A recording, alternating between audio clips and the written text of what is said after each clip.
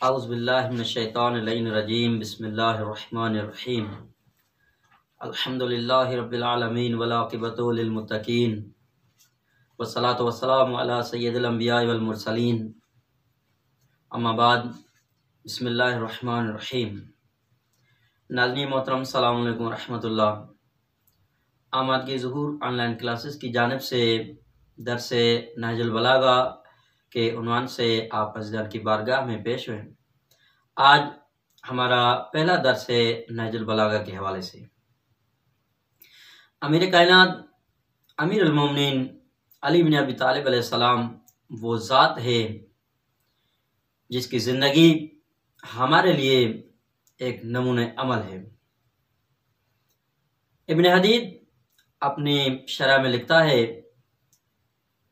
کہتا ہے کہ میں نے دیکھا کہ امیر المومنین کس قسم کے ہے، کس حیثیت کے مالک کی شخصیت ہے۔ تو اس ابن حدید نے جناب امیر المومنین علی علیہ السلام کی شخصیت کو میدان جنگ میں دیکھا تو لکھنے پر مجبور ہوا کہ علی جیسا شجاع نہیں ہے۔ ابن حدید نے جب امیر کائنات کو مصلی عبادت پہ دیکھا تو کہا علی جیسا عابد و زاہد نہیں ہے۔ ابن حدید نے جب امیر کائنات امیر المومنین علی بن ابی طالب علیہ السلام کو جب منبر سلونی پہ دیکھا تو کہا کہ علی جیسا عالم نہیں ہے جو یہ کہتا نظر آ رہا ہے کہ مجھ سے پوچھو اس سے قبل کہ میں آپ کے درمیان نہ رہوں۔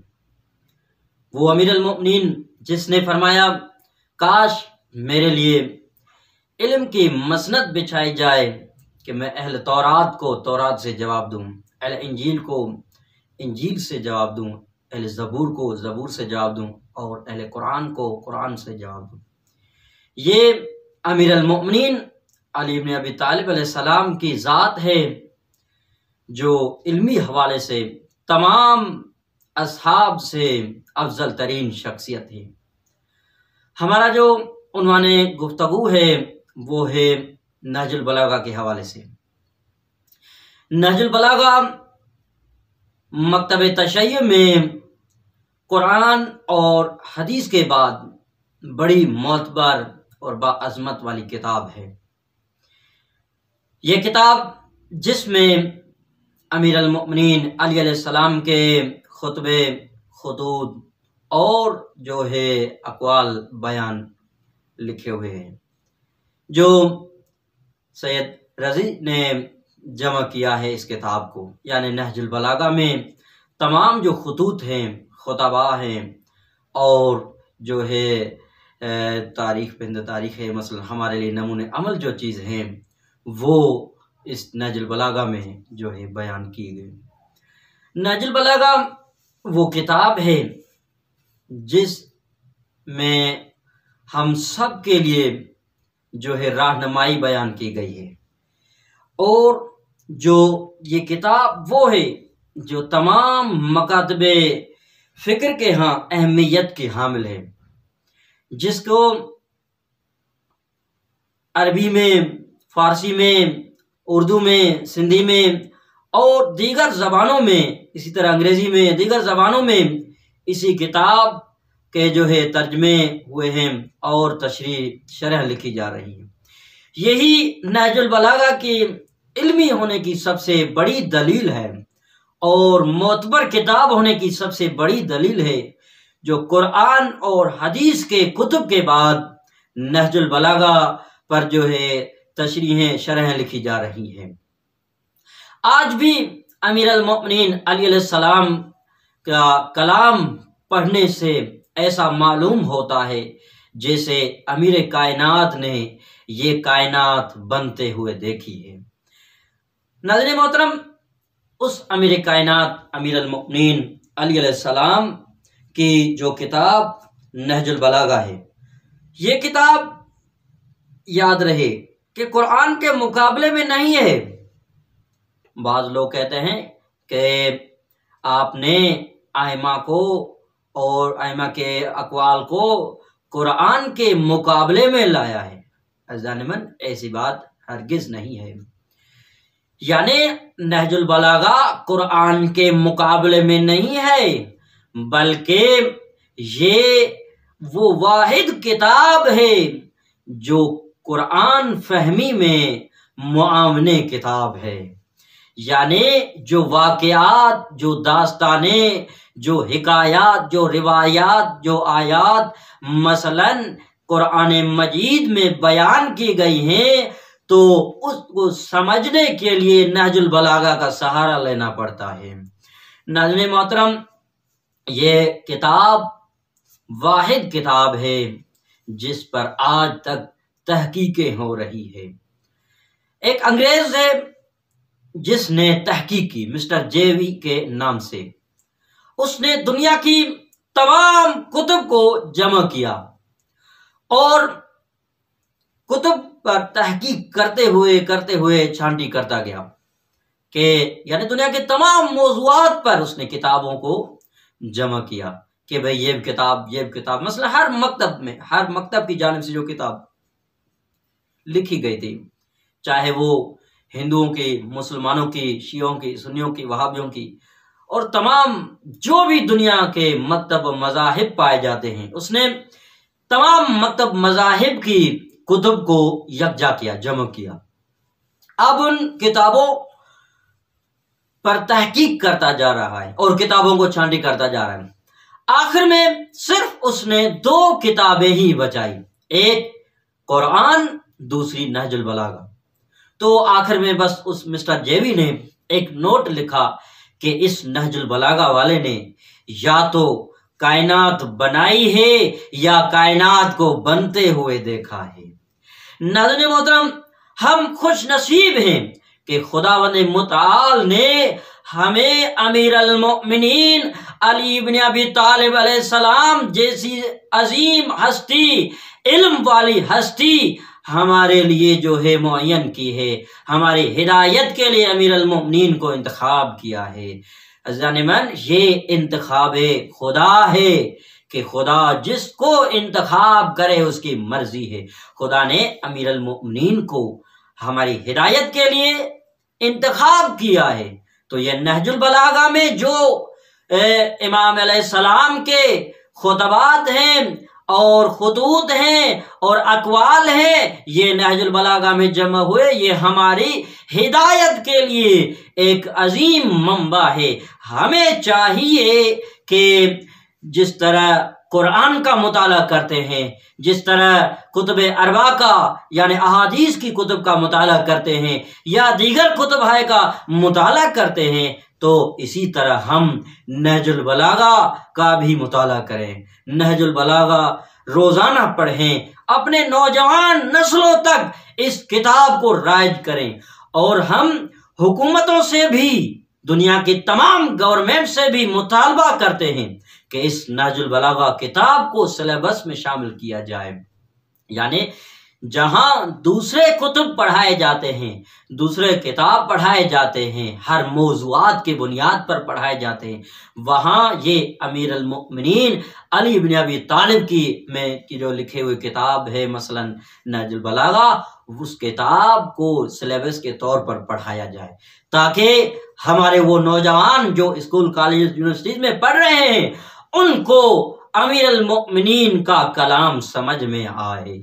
آج سائنس یہاں تک پہنچی ہے کہ سائنس تجربہ کر رہی ہے، لیکن اسی سائنس کے نظریے، تھیوریز جو ہے امیر کائنات امیر المؤمنین نے 1400 سال پہلے بیان کیے ہیں۔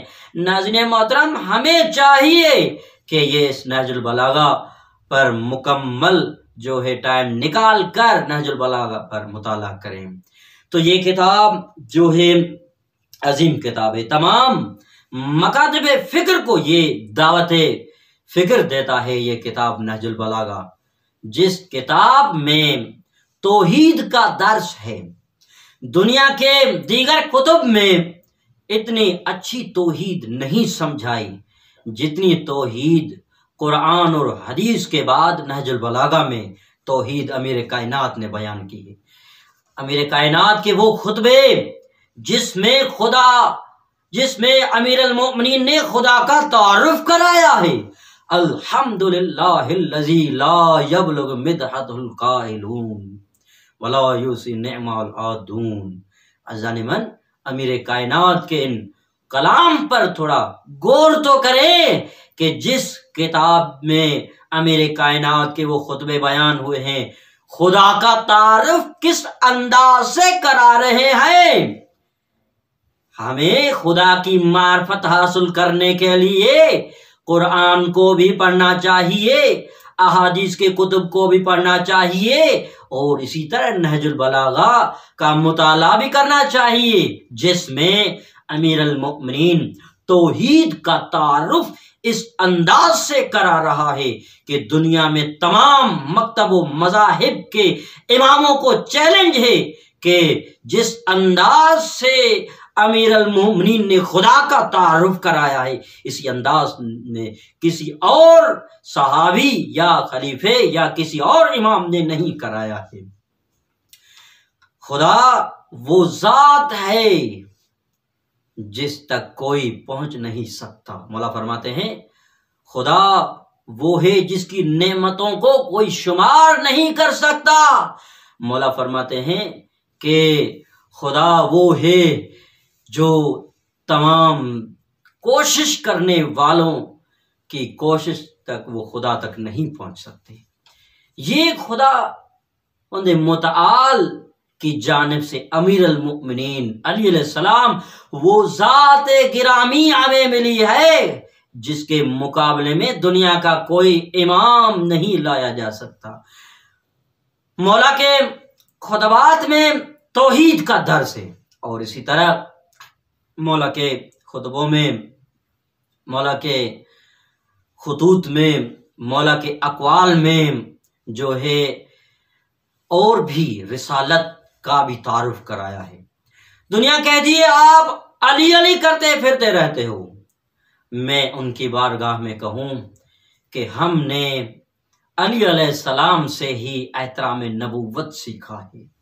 وہ امیر المؤمنین علی بن ابی طالب علیہ السلام وہ ذات ہے جس نے توحید کی جو ہے وہ معرفت ہمیں دلائی ہے.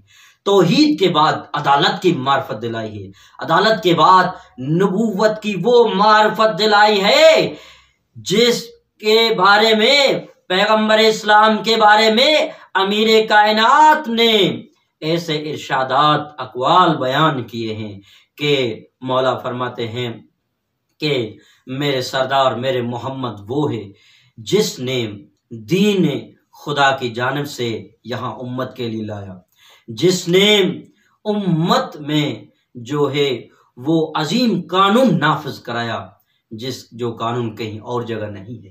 تو عزیزان من، انشاءاللہ چونکہ یہ ماہ ربیع الاول چل رہا ہے، پیغمبر اسلام صلی اللہ علیہ وآلہ وسلم کا میلاد بھی اسی ماہ میں ہے، تو انشاءاللہ آئندہ درس میں نہج البلاغہ کی نظر میں جو ہے مولا کی نظر میں جناب پیغمبر اسلام کی سیرت جو کیا ہے وہ بیان کریں گے.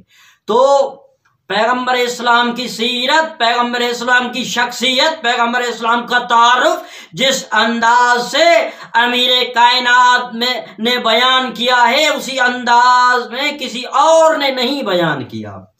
میں عرض کر رہا تھا کہ لوگ کہتے ہیں شیعہ صرف علی علی کرتے ہیں. بھائی علی علی کرنا ہی ہمیں احترام نبوت سکھاتا ہے، کیونکہ جس طرح خدا نے اور رسول نے مولا کائنات کے فضائل بیان کیے ہیں کہ جس طرح خدا نے کہا انما ولیکم اللہ ورسولہ والذین آمنوا الذین یقیمون الصلاۃ ویؤتون الزکاۃ وهم راکعون انما یرید اللہ لیذهب عنکم الرجس اہل البیت ویطہرکم تطہیرا.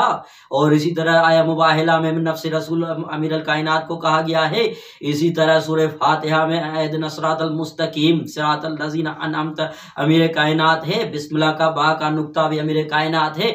یہ سب فضائل خدا کی جانب سے امیر المؤمنین کو عطا ہوئے ہیں. اور اسی طرح پیغمبر اسلام نے بھی امیر المؤمنین کو جو ہے کہا علی مجھ سے ہے، میں علی سے ہوں. علی جنت اور جہنم کے تقسیم کرنے والے ہیں، علی کے پاس تمام انبیاء کی میراث ہے، علی تمام علوم کا وارث ہے۔ یہ پیغمبر اسلام نے جناب امیر المومنین کے فضائل بیان کیے ہیں، لیکن امیر المومنین نے کبھی نہیں کہا کہ میں نبی جیسا ہوں۔ یہ احترام رسالت امیر المومنین کی ذات ہمیں سکھاتی ہے۔ یہ ظالمن، یہ احترام رسالت ہے جس بنیاد پر مولا کائنات ہمیں سکھاتے ہیں۔ اچھا، تو ایک مرتبہ پیغمبر اسلام کی بارگاہ میں جناب امیر المومنین علی بن ابی طالب علیہ السلام تشریف فرما ہے اور فرماتے ہیں انا عبد من عبید محمد، میں محمد صلی اللہ علیہ وآلہ وسلم کے غلاموں میں سے غلام ہوں۔ عزیزان من، جس سردار کا غلام علی جیسا ہو تو اس علی کا سردار محمد مصطفیٰ کتنی عظیم شخصیت کا مالک ہوگا۔ لہٰذا امیر المومنین علی بن ابی طالب علیہ السلام کو ہم اسی لیے مانتے ہیں کہ علی نے ہمیں نبی کی معرفت دی ہے، علی نے ہمیں خدا کی معرفت دی ہے۔ صلوات بر محمد و آل محمد۔ تو بات چل رہی تھی امیر المومنین کے اس کتاب جو ہے نہج البلاغہ میں توحید کی معرفت ہے، عدالت کی معرفت ہے اور رسالت کی معرفت ہے۔ اسی طرح قیامت کا ذکر بھی امیر المومنین نے کیا ہے، اور اسی طرح مخلوقات میں تمام چیزیں جو خلق ہوئی ہے، جو ہے مثلا مور کی خلقت، چمگادر کی خلقت کیسے ہوئی، یا اسی طرح اور بھی خلقتوں پر امیر المومنین علیہ السلام نے جو ہے اپنے نہج البلاغہ کے جو خطبے ہیں ان میں بیان کیے ہیں۔ اور امیر المومنین نے آج کل کے سیاست دانوں کے لیے بلکہ دنیا کے تمام سیاست دانوں کے لیے جو حکومت طلب ہیں، جو حکومت کرتے ہیں، جو اقتدار پر ہیں، جو سردار ہیں، جو رئیس ہیں، ان کے لیے ایک دستور جو نامہ لکھا ہے، جو خط نمبر 53 میں امیر المومنین نے جو ہے لکھا ہے، جس میں قیادت اور حکمرانی کے اصول وہ بیان کیے ہیں جو رہتی دنیا تک کسی اور میں مجال نہیں ہے کہ اس طرح ہو جو اصول بیان کرے جس طرح امیر المومنین نے اس خط میں لکھے ہیں۔ تو ظالمن، ہمیں چاہیے نہج البلاغہ کا مطالعہ بھرپور انداز سے کریں، اور یہ کتاب جو ہے ابدیت میں، اس کتاب میں ابدیت اور جامعیت ہے جو تمام دنیا کے مکتب فکر کو جو ہے چیلنج کرتی ہے، اور اس مکتب فکر تمام انسانوں کے فکر کو زندہ کرتی ہے۔ یہ کتاب 3 حصوں پر مشتمل ہے۔ ایک حصہ خطبات مولا کے، جس میں جو ہے خطبے بیان ہوئے ہیں، چاہے مولا نے جہاں اکثر خطبے جو مولا کے مسجد کوفہ میں ہیں تو وہاں کے خطبے امیر المومنین کے ہیں جو وہ بیان کیے گے، اور دوسرا حصہ جو ہے خطوط پر ہے، جو امیر المومنین نے اپنے دوستوں، دشمنوں اور تمام جو ہے امور کے اداری کے افراد تھے اس زمانے میں، تو مولا نے ان کو جو خط لکھے تھے وہ خطوط اسی نہج البلاغہ میں بیان ہیں۔ تیسرا حصہ جو نہج البلاغہ کا ہے وہ ہے کلمات پر، کلمات کسار پر، جس کے کہا جاتا ہے، یعنی کلمات کسار جس میں مولا کا جو ہے مختصر کلمات اقوال بیان کیے گئے ہیں۔ میں آج مولا کا کلمات کسار میں سے پہلا کلمہ کسار بیان کروں گا۔ مولا فرماتے ہیں فتنے کے زمانے میں آپ اس اونٹنی 2 سالہ اونٹنی کی طرح رہو جس پر نہ سوار ہو سکتے ہو، نہ جس سے یعنی دودھ دہا جا سکتا ہے۔ امیر المومنین نے یعنی فتنے کی جانب یہ اشارہ کیا ہے کہ جب فتنہ فساد برپا ہو جائے تو آپ اس فتنے فساد سے دور رہو، اپنے آپ کو فساد گروہوں سے بچاؤ، جو معاشرے میں فساد پھیلا رہے ہیں ان سے بچو۔ یہ امیر المومنین علیہ السلام نے یہ جو ہے ارشاد فرمایا ہے، اور قرآن میں بھی فتنے کے بارے میں کافی آیات بیان ہیں۔ قرآن کہتا ہے لا تفسدوا فی الارض، جو ہے زمین پر فساد برپا نہ کرو۔ اچھا، اور اسی طرح اور احادیث میں بھی فتنے فساد کو جو ہے بیان کیا گیا ہے۔ فتنہ جو ہے کہ قسم کتنے ہیں؟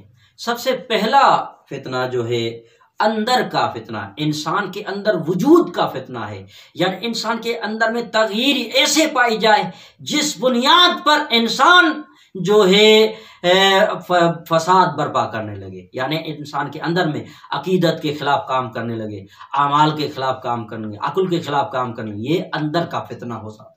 انسان کی سوچ جو ہے منفی ہو جائے، مثبت سوچ کے بجائے جو ہے منفی سوچ پر عمل کرے تو معاشرے میں فتنہ فساد برپا ہو جاتا ہے۔ یعنی یہ کیا ہے، ایک اندر کا فتنہ ہو۔ دوسرا گھر کا فتنہ ہوتا ہے۔ گھر کا فتنہ یعنی انسان میں، معاشرے میں ہم دیکھتے ہیں کہ مثلا رشتہ داری کا مسئلہ ہے، خانہ داری کا مسئلہ ہے، یا کوئی اور مسئلے ہیں جس بنیاد پر جو معاشرے میں مسائل جنم لیتے ہیں، معاشرے میں فتنہ فساد ہوتا ہے۔ اور تیسرا جو ہے ملک کا فتنہ، یعنی ملکی لیول کا۔ آج کل ہم دیکھتے ہیں کہ ایک ملک دوسرے ملک سے جنگ کرنے کے لیے اتر آتا ہے، ایک ملک دوسرے ملک کے خلاف سازش کرتا ہے۔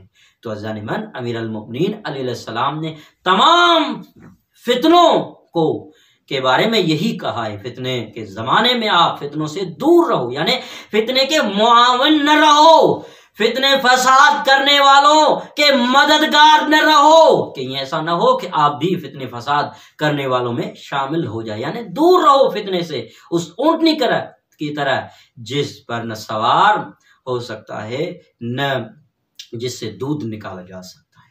یہ کیا حکومت کا فتنہ ہوتا ہے، حکومت یعنی گورنمنٹس کا فتنہ ہوتا ہے، ایک ملک کا دوسرے ملک کے فتنہ۔ تیسرا فتنہ دین کا فتنہ ہوتا ہے۔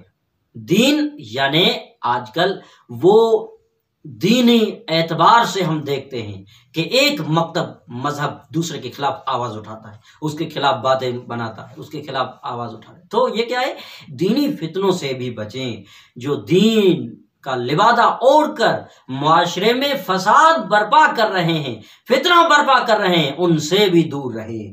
اور اسی طرح جو ہے دین کے جو حقیقی سردار ہیں، جو امام ہیں، ان کی جگہ اگر باطل امام آئیں گے تو یہ بھی دین میں بڑا فساد فتنہ برپا ہو جائے گا۔ یعنی جن کو خدا نے ہدایت اور رہبری کے لیے انتخاب کیا ہے، ان کے بجائے اگر کوئی اور آ جائے گا تو عزیزان من دین میں فتنہ فساد برپا ہو جائے گا۔ یعنی جس کا حق ہے، حق کے دار کے بجائے کوئی اور ناحق کی بنیاد پر اقتدار پر آ جائے تو وہ فساد کرے گا، چاہے وہ سیاست میں ناحق کی بنیاد پر اقتدار پر آئے تو ملک میں فساد ہو جائے گا، چاہے وہ دین کے نام پر جو ناحق پر ہو اور حق کا لبادہ اوڑھ کر جو ہے آ جائے گا تو وہ دین میں فساد کرے گا۔ تیسرا فتنہ حادثات کا، مثلا طوفان برپا ہو گیا ہے تو کیا، یا اسی طرح بیماری وبائیں پھیلنے لگے تو یہ بھی فتنہ فساد ہے، یعنی اس سے اپنے آپ کو بچاؤ۔ دیکھتے ہیں کہ بھئی آج کل کی یہ بیماری پھیل رہی ہے تو بیماری سے اپنے آپ کو بچاؤ، کہیں ایسا نہ ہو کہ آپ بیماری میں مبتلا ہو جاؤ یا کسی اور مشکل میں۔ اور اسی طرح جو ہے کافی مولا کے جو اقوال انشاءاللہ آئندہ دروس میں بیان کریں گے۔ ایک اور تقسیم کے مطابق فتنے کے دو قسم ہیں، ایک علمی، دوسری عملی۔ علمی یعنی ایک دوسرے کے خلاف علمی پروپیگنڈا کرنا، سازش کرنا، کہ یعنی بیان کرنے میں یا کتابوں چھاپ کرنے میں کہ وہ فلاں مکتب مذہب غلط ہے، تو اس فتنوں سے بھی بچیں۔ دوسرا عملی فتنہ کیسا ہے، یعنی آج کل ہم دیکھتے ہیں کہ زنا عام ہو رہی ہے، شراب معاشرے میں عام پیا اور پلایا جا رہا ہے، خرید و فروخت شراب کی ہو رہی ہے، اور اسی طرح جھوٹ عام طور پر جو ہے بولا جا رہا ہے، اور اسی طرح اور جو کافی فتنے فساد ہے، اقتصاد کا مسئلہ ہے، جو ظلم کا مسئلہ ہے، یعنی ظلم کیا جا رہا ہے معاشرے میں، حقوق پامال کیے جا رہے ہیں، مظلوموں پر ظلم ڈھائے جا رہے ہیں، اور جو بھی دنیا جہان میں جہاں کہیں بھی جو ہے مظلوم ہیں ان پر ظلم مزید بڑھتا جا رہا ہے۔